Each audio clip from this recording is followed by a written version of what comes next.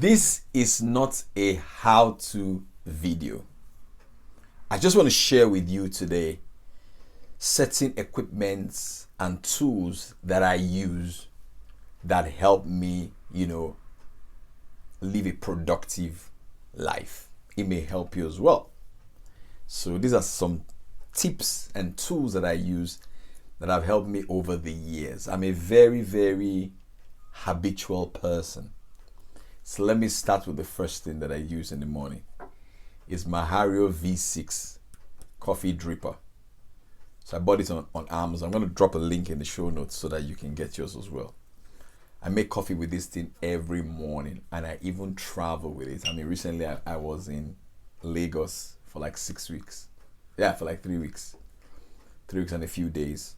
I went to Lagos with it. So it makes great coffee with this, with the coffee filter. Fantastic. Just pop it in my bag, and then I'm on my trip. All right. Another thing that I use that is so useful and so helpful to me is a kitchen timer. You see, this thing is so small, but it's so powerful. So let's say if I set the time to work for 8 hours, and it's so beautifully designed. It's even magnetic. If some places, I just don't have a magnet here, I'll just pop it in a magnet. So if I say I want to work for like 1 hour straight on a project, I just put the thing here and it sits in front of me, and it just works and works and works. And when it's 1 hour, I just get the timer. It's so beautifully done, Parkinson law states that work will fill the time that you allocate to it. So if you say you're going to do a project, do something for 30 minutes, you do it for 30 minutes. You can do the same thing for 1 hour. It is just the work is filling up the time that you have allocated to that thing. So you want to get this. It's very, very cool. Look at how beautiful it is. The design is so beautiful. Just keep it in your study, and it helps you work and make you live a very productive life. Next is I use this lapel mic from Lavia. It's so good. All right. So you can see the sound is a lot better.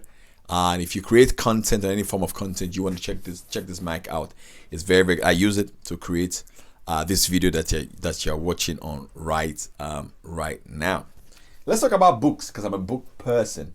Some books I want to talk to you about that I've read, and one of them I'm currently reading. This is the book that I read in December. Last book I read in the end of the year.